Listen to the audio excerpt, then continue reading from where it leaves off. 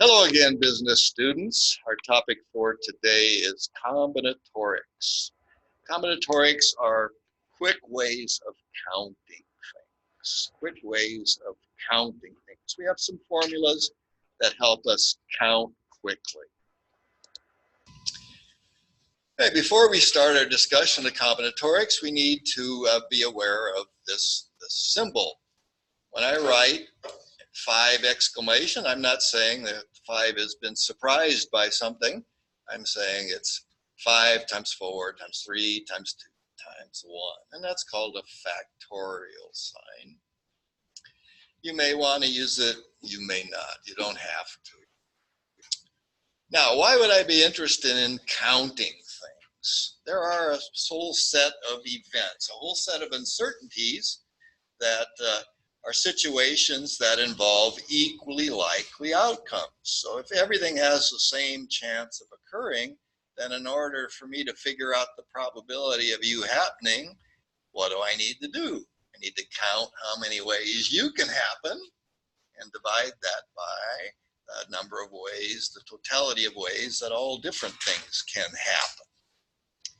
For example, if we want to know what's the probability we draw a heart from a deck of cards. Well, every one of the 52 cards has the same chance of happening.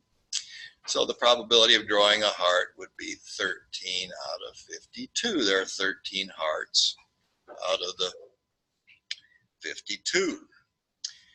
Okay, and if you want to know what's the probability of an ace, so there's 4 aces out of the 52.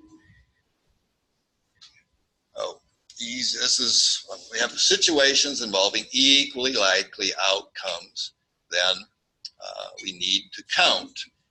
And if we're counting things that have millions of ways they can happen, then we're going to be sitting here a long time unless I have quick ways of counting. Welcome to the world of combinatorics, which is quick ways of counting. Everything we're doing today is a special case of the fundamental theorem or principle of counting. Anything with a name like that, you know, is important. Fundamental principle of counting. And it says that if we have n1 ways of performing task 1, and n2 ways of performing task 2, and n3 ways of performing task 3, and n are ways of performing the final task, the rth task, then how many different ways are there of performing the tasks in sequence or together? And there are n1 times n2 times n3, etc. ways of doing it. So very simply, I got up this morning and I said, I have a very limited wardrobe. I have 3 colored shirts and 2 colored pants.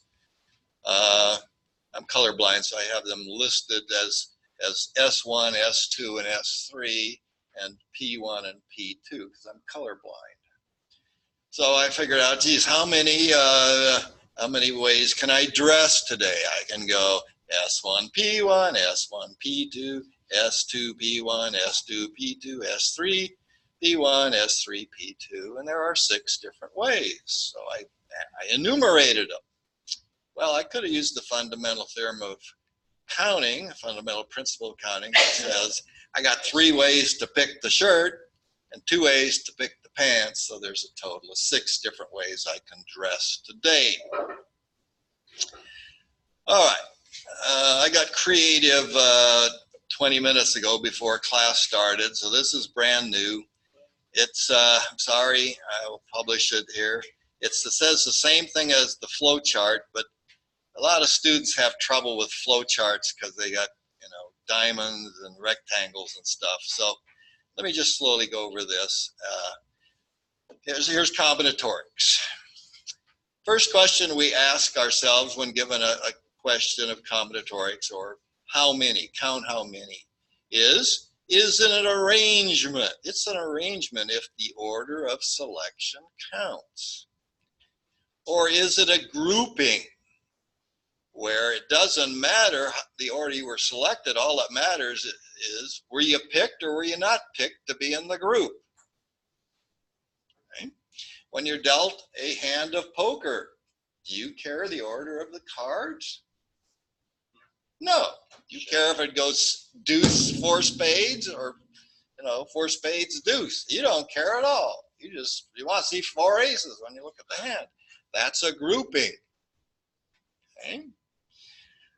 So you've signed up for eHarmony and you're waiting for your date. There's a great looking one, a medium one, and a real dog. Do you care the order of selection? Oh yeah. The fact that I have no personal knowledge about this problem, I want you to know. All right, so that you're given a combinatorics problem. First question you ask, does the order of selection count?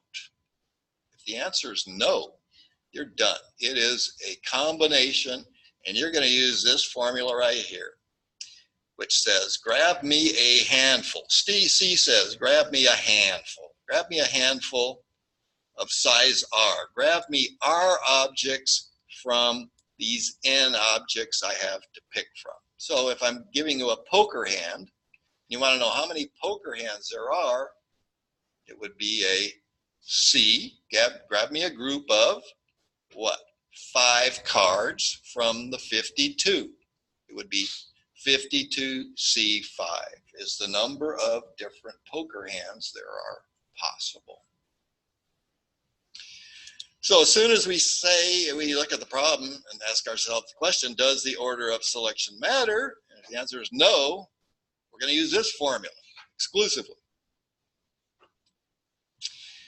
Then, if the order of selection does matter, are repetitions allowed? If they are, it's a sequence, and you're going to use the fundamental theorem of counting.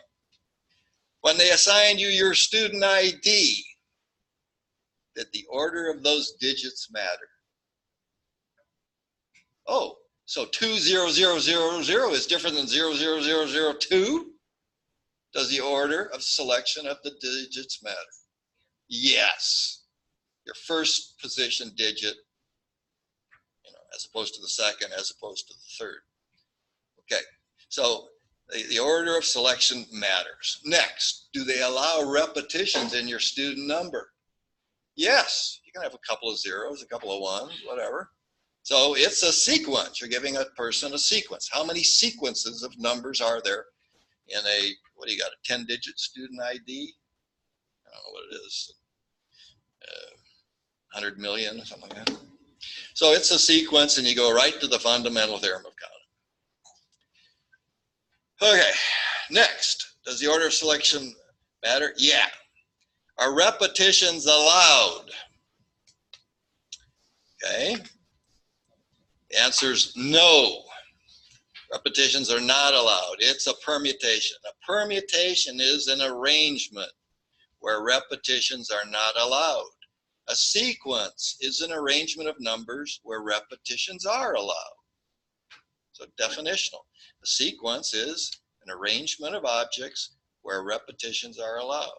A permutation is a repetition of objects where, an arrangement of objects where no repetitions are allowed. It's a listing of objects where no repetitions are allowed is a permutation. In the list, we allow repetitions, it's a sequence. So we know we got an arrangement of objects and repetitions aren't allowed. Do some of the objects look the same? Then we use this formula here. We don't use this one very often. It's very rare that you use this bottom formula. This bottom formula here says, P, arrange me stuff. Form me a permutation of n objects, and the line is n objects long. And I got n1 of them that look the same, n2 of them that look the same, blah, blah, blah. I know that's confusing right here. Just ignore this one right now, because this is the rarely seen situation. For right now, we grab, first question is an arrangement or a grouping, okay? And if it's a grouping, we use this formula, and if not, almost always we use the fundamental theorem of counting. Let's leave it at that for now. And then we got this special thing that pops up now and then for arrangements. All right, so let's tackle our first problem. Page 12, number 1, movie director Cameron Lenz. Cameron Lenz? Cute. Put an ad in Variety announcing that casting call for lead roles to remake the 1969 classic Bob and Carol and Ted and Alice. Movie from I forget who was in it. Robert Culp, I think. I can't remember. Is held tomorrow. There's 6 actresses vying for one of the 2 women role leads and 5 actors trying to get one of the 2 male role leads. How many different casting ways are possible for the 4 lead roles? Okay. Does the order of selection matter? Does it matter who I pick for Bob or who I pick for Carol, or can you just list me the 4 people who got the roles? It matters a lot, okay? It matters a lot, okay? You give me the 4 people, what if I pick Clint Eastwood to be Carol? Ooh, I got a problem. Yeah. I mean, he can't even play young men roles anymore, let a woman, okay? And maybe in his off hours he can play a woman. I don't know. I don't know what he does. All right, so order matters. Go right to the fundamental theorem of counting. I got how many tasks to be performed? 4. You got to cast 4 positions. How many choices for Bob? 5 guys. Pick one. How many choices for Carol? 6 gals. Pick one. How many choices for Ted? 4. You got 4 left. You already cast one of them as Bob. How many gals you got left for Alice? 5. You already cast one of the 6 as Carol. So you're down to. That's it. Simple. Simple stuff, huh? How many different sequences can he schedule the auditions of all 11 people tomorrow? Okay, so does the order that you put them on the book matter? In other words, will I perceive a different schedule if you switch a couple of people's time they come in? Yeah, I'll see that as a different schedule. So the order of listing on the appointments matters. I can perceive difference. Each different order is a different schedule to me. So how many choices are there for the first slot? 11. How many for the next slot? 10. How many for the next slot? 9, 8, 7, 6, 5, 4, 3, 2, 1. Or you could simply write 11 factorial and be done. And let me do the last one. And let me come back to number C. I don't want to do C at this point. Okay, my prerogative as professor. Part D, the director has made an appointment as urologist at 10:30 tomorrow. I have no personal knowledge of this problem. The appointment is to treat a problem that he contracted at the last wrap-up party on his last movie. Great party. Cameron can perform 3 auditions before he has a chance to leave for the urologist. How many ways can he schedule these 3 auditions? Order of selection matter? Yeah. I got 11 times 10 times 9. Give me something tough. After the 4 lead roles are cast, 5 of the remaining actors or actresses will be cast as movie extras. Okay? So their name doesn't go in the credits or anything. How many ways can Cameron pick the extras? Does it really matter if you're the first extra to be cast or the last? Does it really matter at all? No.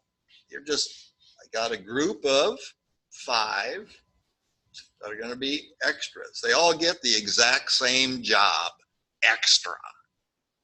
Okay? So it's a combination. Grab me a group of 5. C, grab me a group of 5 objects from the 7 I have to grab from. Yes, sir. The problem you did above that, the urologist thing doesn't matter, right? Sure, they matter. Order of selection of you going on the schedule that matters greatly. If you're the first one to go, I perceive that different as if you're the second one on the list. It's how many different listings, do I perceive differences to? So if you give me ABC, BAB, BAC, that's a different schedule because they're coming in at different times. Oh, okay. Okay, it's a different schedule that I would perceive. Okay, a different perceivable schedule. Okay, and for the extras here, I don't care the order you list them. I just say, hey, you group, go over there and your extras, and you get, what do extras get? Like $120 a day or something. A lot of retired people who go to be extras because they got nothing else to do. Okay. All right, so these are the common ones. C is the exception here, okay? If only the gender of the actress counts as male or female, how many different different sequences can I perceive of difference? For example, one schedule would be male, female, male, female. That doesn't work, does it? Because we have more females than males, right? I think it should be a female first and then a female. Sorry. I think that's a legitimate one. In other words, they alternate sexes. Yeah, that's one. So, I look at that. That's one sequence that I'd perceive as a perceivable sequence. If you switch the first 2 positions, the male and female, does that one look different? Yeah, that's different. But if I say, oh, the first female and the third female switch positions, is that perceivably different when I'm only looking at whether you have an M or F on your chest? No, that's not perceivably different. So this is that special case. It is called, the one up above here, it is a case where the order of selection matters. Repetitions are not allowed. You can't be in the first person interviewed and the second person interviewed. But some of the objects look the same. If we only look at gender, we have, it would be a 11, P11, of which, arrange me 11 objects, starting with a line of 11, starting with 11 people, and of which 5 of them are alike and 6 of them are alike, of which there are 5 males and 6 females who look identical. And if I were to put that on the exam, you would simply write either that's how you do it, that's 100%. If you want to actually work it out, that's how you work it out. You go to Excel and call in the factorial and do that. All right, that's everything we do. Now let's just practice. Oh, I don't know, did we do a sequence? Yeah, we did it. Okay. Page 12, number 2, zip codes in the US have 5 digits. The base part.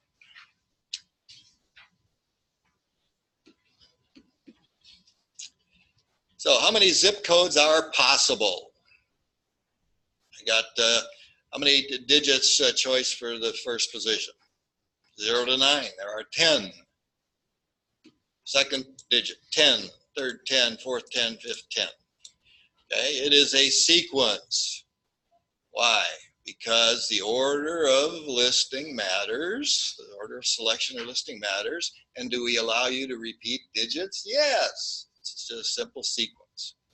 What portion of the numbers are odd numbers? Duh, half of them. And half of them are even.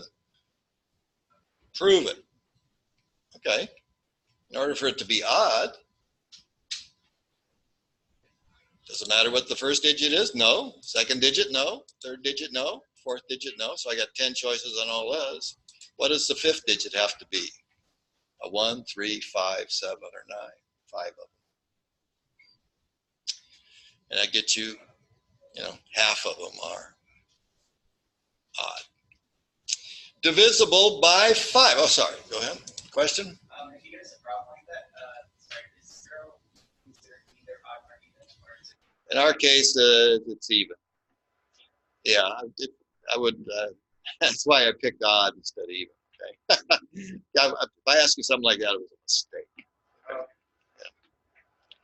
Divisible by 5. I mean, I don't have to look to take off points. Okay, there's just a sea of opportunity in front of me when I grade your exams, typically, and I really don't have to work at tricking you in order to, take a lot of points off.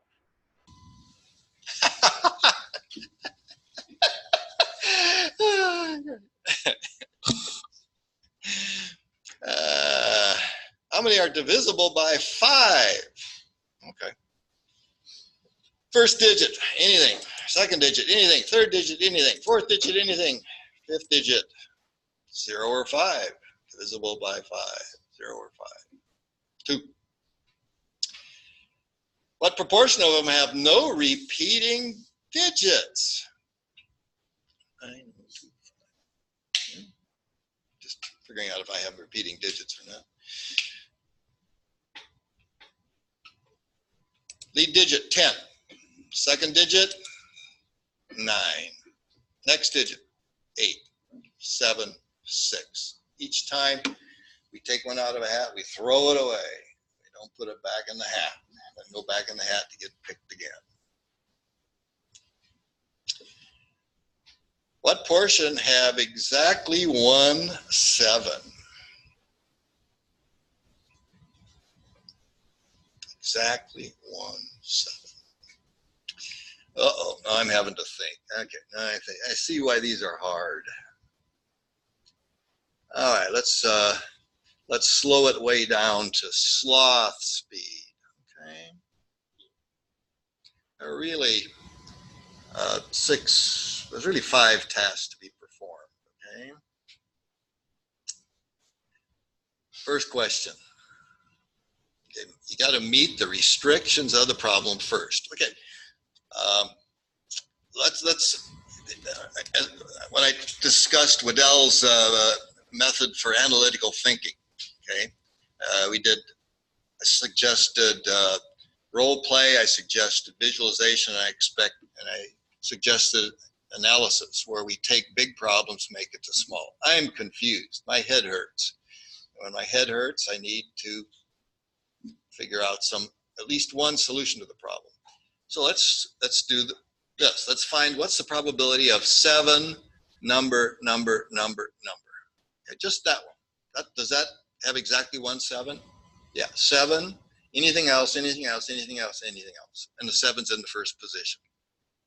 How many ways are there of picking your first position? 1. It's got to be a 7. Put the 7 in the first position.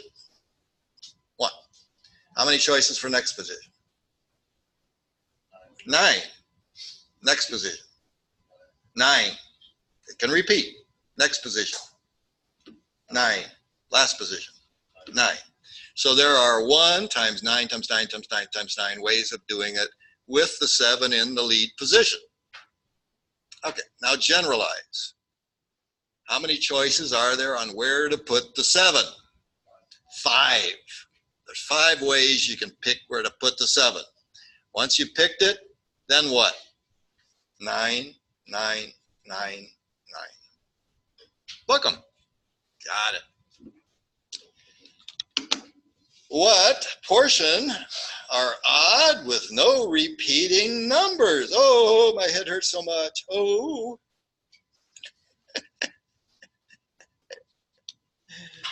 All right. Odd with no repeating. Oh, and no 7. No 7 and no repeating number. Okay. So So how many positions are there? In these, you must meet the restriction first, okay? So I want to know what's the probability at odd and no repeats and no 7. So how many choices for the last position? It's got to be a 1, 3, 5, or a 9. It's got to be odd, right? So 1, 3, 5, or 9. It can't be a 7. Okay, so I got 4 choices for the last. Now, having done that, how many choices are there for the first? No repeating. It can't be a 7, and it can't be whatever number you just used for the last one. There's 8 left. And then 7, 6, 5, and we already did the 4. Great. We have a software package we just purchased, requires a password. Okay. Does the order matter on your password when you type it in? Oh, yes, it does. And are you allowed to repeat on your password? You can use the same little characters, right? I got repetitions in mine. My password has I won't tell you what it is. Well, I'll tell you what it is. It starts 3333 because I can't remember anything in the house. But yeah, so this is a sequence. And we can use a letter or a number, and it can be it's case sensitive. So if there are no restrictions at all, and it's got to be 6 characters in length. Okay? Much more difficult problem is how many different ones are there, and it can be any length, and you got a lot. It's a really difficult problem. So we got 26 lowercase, 26 uppercase, the numbers 0 through 10. So that totals 62. Number of 6 character password, 62 times 62 times 62 times 62 times 62, or you want it shorthand 62 to the 6th. If a password must start with a capital letter and end with a digit, how many passwords are possible? 26 uppercase, 62, 62, 62, and 10 digits. Give me something tough. At Hollywood Park Racetrack, which doesn't exist anymore, it's coming. Better change that to Santa Anita, huh? Okay, forgot about that. The exacta wager, you have to specify the order of finish, and you got to be on the money. You got to say, and when you go up to the pari-mutuel window, you say, oh, you want an exacta? Which horse do you think will come in first? And you give them a choice, and then they'll ask you which horse will come in second, and you give them a choice. Then if you go up and ask them, you tell them, I want to bet a quinella. And they'll say, which 2 horses do you want in the quinella? And it doesn't matter the order they're listing. You're just saying, here's the top 2 finishers in either order. That's called a quinella. The daily double, you pick the winner of the first race and the winner of the second race. When you go up to say, which horse is going to win the first race, which horse is going to win the second race. When you go up and you do a pick 6, it'll ask you who's going to win the first race, who's the second, who's the third, who's the fourth, who's the fifth, who's the 6th place winner. Assuming we have 10 horses in each race, then, okay, give me the number of exactas, trifectas. The trifecta is where you pick 3, right? 3 of, give the order of finish for the first 3. And the quinella. So for the exacta, you go up to the pari-mutuel window. You're asked 2 questions. Who comes in first? 10 choices. Who comes in second? 9 choices. No ties allowed. Trifecta, you're asked 3 questions. Who comes in first? 10 choices. Who comes in second? 9. Who comes in third? 8. Quinella, order of listing doesn't matter. Group of 2 from 10. How many different daily double tickets are there? 2 questions. Who's going to win the first race? 10. Who's going to win the second race? 10 choices. Pick 6. 10 times 10 times 10 to 10 to the 10th are a million different choices. Next, at the meeting, September meeting of the Computer Science Club, all 20 nerds were there.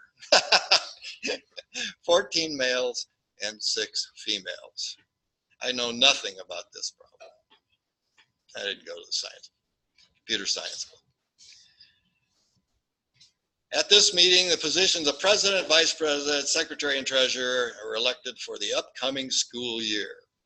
There are 20 students, 14 males, 6 females, assuming no identical twins or triplets or quadruplets. Okay. If every student shook hands with every other student, how many handshakes are there? Okay, slow down, think about it. You walk into the room and say, everybody say hi to everybody else. So I stick my hand out and then somebody else shakes my hand.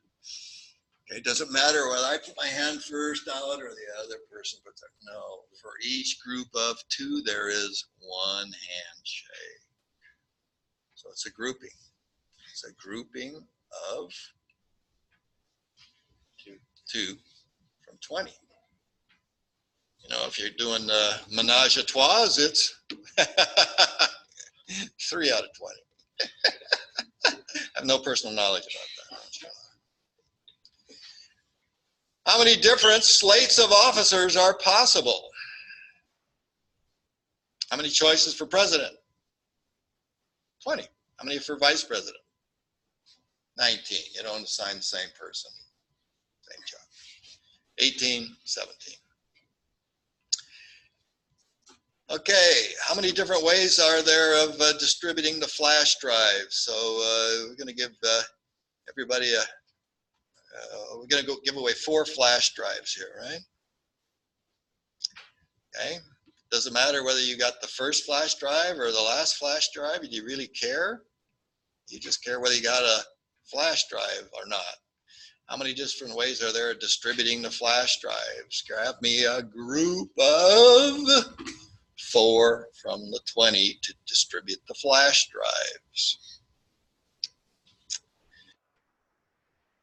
In how many ways are all the recipients male of the flash drive?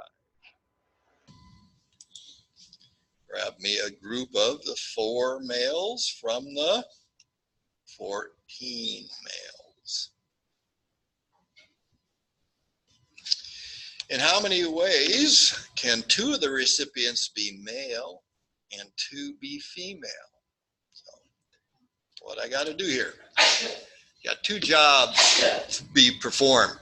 Distribute the drives to the 2 males. Distribute the drives to the 2 females. How many ways are there of me of distributing 2 drives to the males? Order doesn't matter, just whether you got the drive or not. 14C2. Females, 6C2. Number of ways to do them together, multiply. Ooh, here's a good one. Arbor Court offers a $2 hot dog special named the Kung Fu Pao dog. The Kung Pao dog. The Kung Pao dog. By students because of the sound your lower tract makes 2 hours after eating it. Kung Pao. Sorry. Forgot I was working a morgue here. There are 5 condiments available: ketchup, mustard, onions, kraut, and relish. How many different hot dogs can be made? Ooh, ooh, ooh, ooh. Roadrunner, Roadrunner. 5 times 4 times 3 times 2 times 1, right? 5 choice, 5 things, 5 condiments. 5 times 4 times 3 times 2 times 1, right? No, slow down, slow down, slow way down. You walk up to the arbor. They're standing behind you, okay? They're gonna custom make your hot dog for you. No condiments sitting out anywhere. They're gonna make it for you. You order, you say, I want a hot dog. And you don't feel very talkative today. That's all you say. So sooner or later the cook says what to you? Says what? What do you want on it? And I don't say a thing. I don't feel talkative. And then the cook asks me what? Do you want ketchup on it? And I lost my voice, so I nod or I shake my head, right? Two choices, ketchup or not. So you've lost your voice. Okay, here's the scenario. I walk up, and I go, ooh, ooh, ooh, I point, hot dog. Okay, and I say, no voice. So I can't answer the question, what do you want on it? Then I'd say, do you want ketchup? Do you want mustard? Yeah.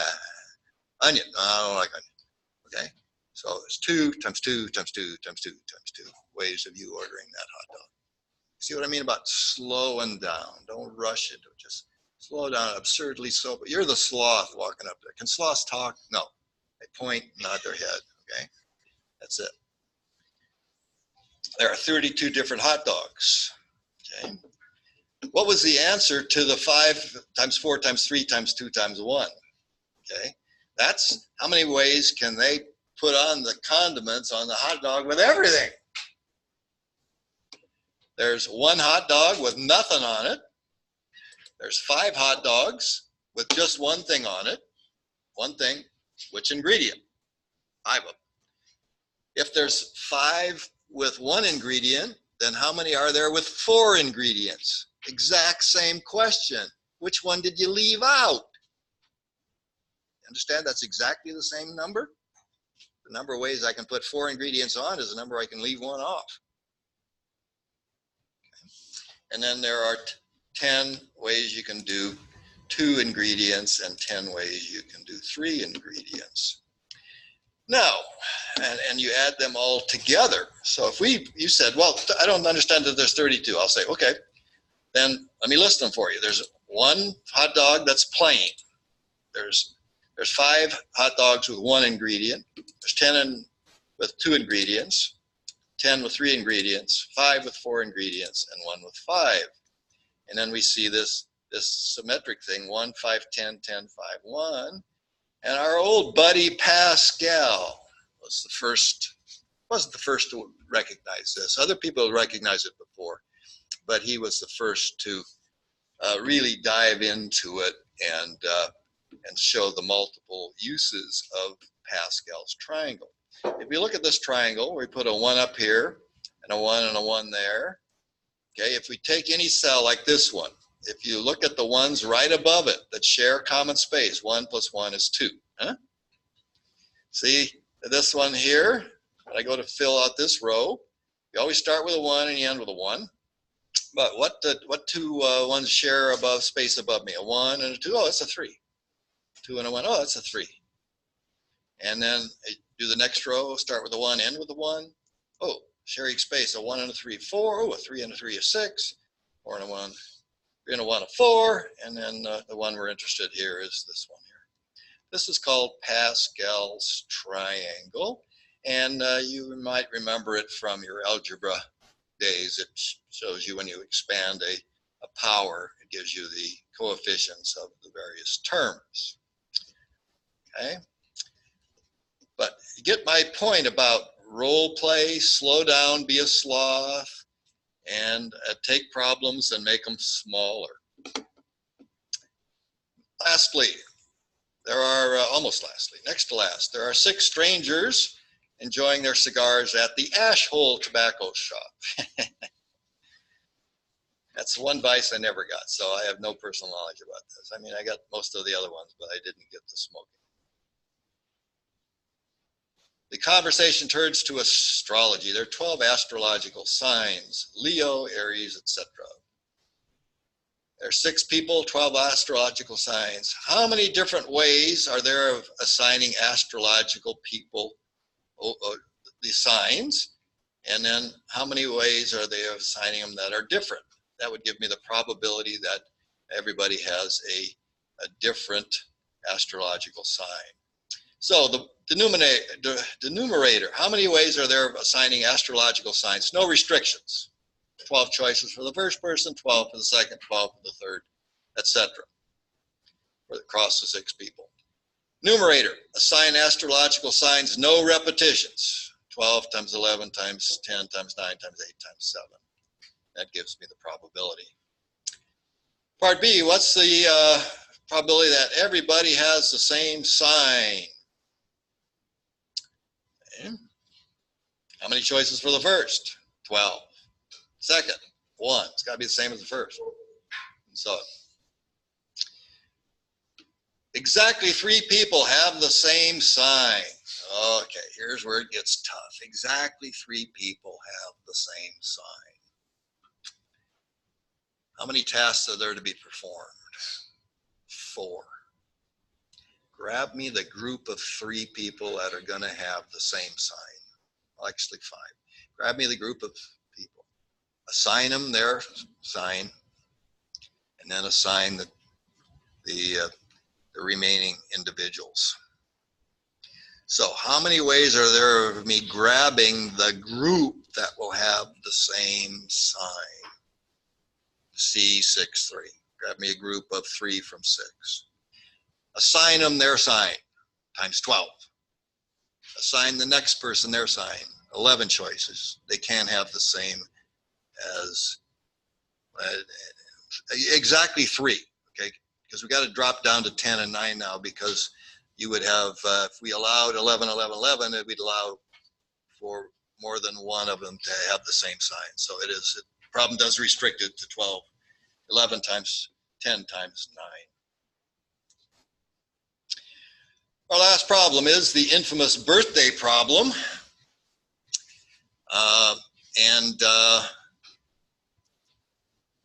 Most people think that if we have a group of people together, since there are 365 birthdays in a year, forget those leap year people, they're weirdos anyway. Let's just deal with the 365 days of the year, that the chances of people having the same birthday would be very remote. When we say same birth date, it's just month and date. And if we have, turns out that if we have 23 people in a room, we have a 50-50 chance that 2 people will have the same birthday. It seems it shouldn't be that low, because we have 365 birthdays, and we're talking only 23 of them to get a 50-50 shot. And it's just like the astrological sign problem, where everybody gets a different sign. We have 365 to the 23rd different ways of assigning birthdays, no restrictions at all. What about the restriction where everybody has a different birthday? Numerator, 365 times 364 times 363 times 362. And you're saying, well, 365 over 365, that's almost 1. And 364 over 365, that's almost 1. And 363 over 365, oh, that's almost 1. You take 23 numbers that are almost 1 and multiply them together, and you get 0.5. All right. Your practice problems are those there. Don't leave yet. Thank you. Don't leave yet.